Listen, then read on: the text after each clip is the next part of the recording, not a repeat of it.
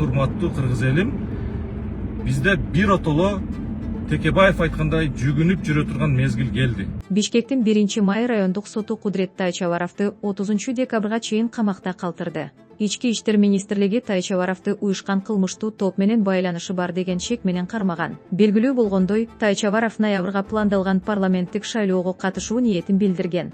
Бирок анын Кримтөбөл Камчы Гөлбаев менен түшкөн сүрөтү интернетке тарагандан кийин БШК талапкер катары каттоодон баш тарткан. Ошондой эле БШК дагы бир нече адамдын талапкерлигин УКТ жана Камчы Гөлбаев менен байланышы бар деген негизде четке каккан. Бул чечимге нааразы болгон Тайчабаров Facebook баракчасы аркылуу түз эфирге чыгып, президентти да Гөлбаев менен байланышы бар деп айыптаган.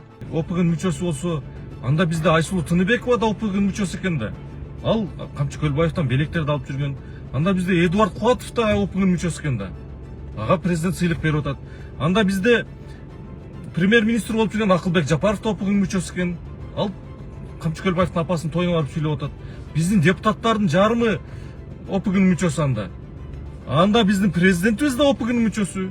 Мына мен билем, Октябрь революциясында ошол ОПГнын балдары митингге чыгып колдоп неме кылып турушкан. Мондай алынган бийликти коргоп турушкан. Анда президентибиз деле ОПГнын мүчөсү экен да. Президентибиз өзү интервьюсунда айтып атат да. Мен Камчы Гөлбаевди чакырып сүйлөштүм деп. Жөн отур, саясатка аралашпа деп. Ошол сүйлөшүү жүргүзгөн анда президентибиз ким?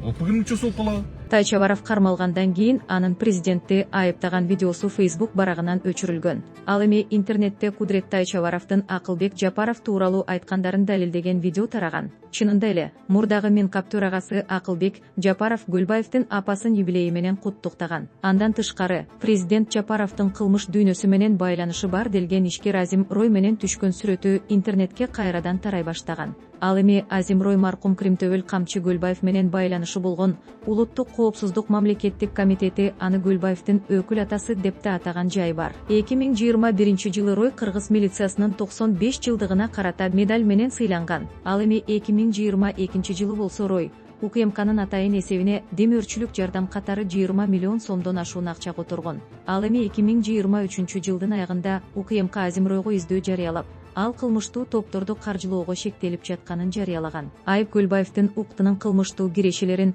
адалдоо боюнча ачылган иштин алкагында коюлган.